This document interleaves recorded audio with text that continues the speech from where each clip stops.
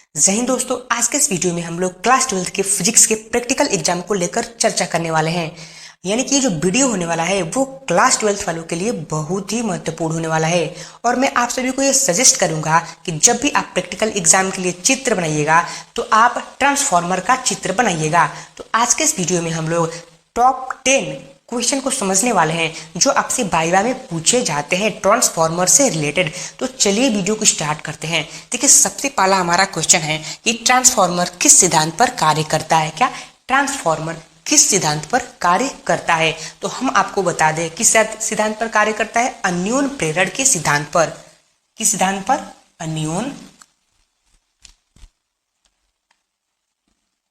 अन्योन प्रेरण, ठीक ना, प्रेरण। यानी कि आपसे वाइवा लेने वाला पूछेगा कि आप बताइए कि ट्रांसफार्मर किस सिद्धांत पर कार्य करता है। तो किस सिद्धांत पर करता है? अन्योन प्रेरण के सिद्धांत पर कार्य करता है। क्लियर हो गया। दूसरा हमारा क्वेश्चन क्या है कि ट्रांसफार्मर कितने प्रकार का होता है। तो ट्रांसफार्मर 2 प्रकार का होता है। कितने प्रकार का होता है? 2 प्रकार का होता है। उसका नाम क्या है उन प्रकारों के? सबसे पहला है हमारा उपचयी। क्या है? सबसे पहले उपचयी है हमारा, ठीक ना। दूसरा नंबर पे क्या है? अपचयी। अपचयी, ठीक ना। ये जो उपचयी होता है वो क्या करता है? ये निम्न विभव को क्या करता है? निम्न विभव को उच्च विभव में कन्वर्ट करता है। क्या करता है? निम्न विभव को निम्न विभव को किस में कन्वर्ट करता है? उच्च विभव में। एंड अपचयी जो ट्रांसफार्मर होता है वो क्या करता है? वो उच्च विभव को निम्न विभव में कन्वर्ट करता है। क्या करता है? उच्च विभव को निम्न विभव में कन्वर्ट करता है। यानी कि जो अपचयी ट्रांसफार्मर है वो जो गांव में लगे होते हैं, जो 11,000 वोल्टेज को 220 वोल्ट में कन्वर्ट करते हैं, उसी को हम लोग बोलते हैं क्या? अपचयी ट्रांसफार्मर है। क्यों? क्योंकि वो 11,000 वोल्टेज को किस में कर रहा है? निम्न वोल्टेज यानी कि 220 वोल्टेज में कन्वर्ट कर रहा है। क्लियर हो गया। अब आते हैं अपने तीसरा क्वेश्चन पे। तीसरा क्वेश्चन हमारा क्या है कि ट्रांसफार्मर किस धारा पर कार्य करता है। ट्रांसफार्मर किस धारा पर कार्य करता है? तो वो किस पे करता है? प्रत्यावर्ती धारा यानी कि एसी करंट पे कार्य करता है। किस पे? प्रत्यावर्ती धारा। प्रत्यावर्ती धारा, ठीक ना। यानी कि एसी अल्टरनेटिंग करंट, डीसी पे ये कार्य नहीं करता है। क्लियर हो गया। चौथा क्या है हमारा कि ट्रांसफार्मर क्या होता है। तो आपको मालूम होना चाहिए कि ट्रांसफार्मर क्या करता है। निम्न विभव को उच्च विभव में कन्वर्ट करता है या उच्च विभव को निम्न विभव में कन्वर्ट करता है। यानी कि इसकी 2 कार्य होता है, या तो निम्न विभव को उच्च विभव में कन्वर्ट करेगा या तो उच्च विभव को निम्न विभव में कन्वर्ट करेगा। तो यहाँ पे हम लोग लिख दे रहे हैं कि उच्च विभव को निम्न विभव में क्या करता है? कन्वर्ट करता है, या निम्न विभव को उच्च विभव में कन्वर्ट करता है। क्लियर हो गया। पांचवा क्या है कि ट्रांसफार्मर में तेल क्यों डाला जाता है। देखिए, अक्सर आप गांव में देखे होंगे कि जब ट्रांसफार्मर खराब हो जाता है तो उसमें तेल डालकर उसको ठीक किया जाता है, ठीक ना। तो क्यों डाला जाता है? तो इसका आंसर होगा कि ट्रांसफार्मर को, देखिए, ट्रांसफार्मर ज़्यादा गर्म हो जाता है तो उसको, उसके हीट को कम करने के लिए तेल डाला जाता है, ठीक ना। ट्रांसफार्मर को ठंडा रखने के लिए, ठीक ना, ठंडा रखने के लिए। क्लियर हो गया। अब आते हैं अपने 6वें नंबर क्वेश्चन पे कि ट्रांसफार्मर में क्रोड को पटलित क्यों रखा जाता है। क्या? ट्रांसफार्मर में क्रोड को पटलित क्यों रखा जाता है? देखिए, जो क्रोड होता है, पटलित का मतलब क्या है इसको समझिए।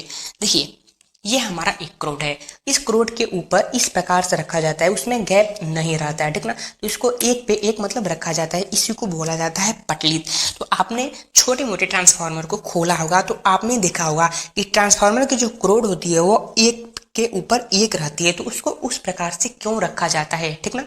तो भंवर धारा को कम करने के लिए क्यों रखा जाता है? भंवर धारा को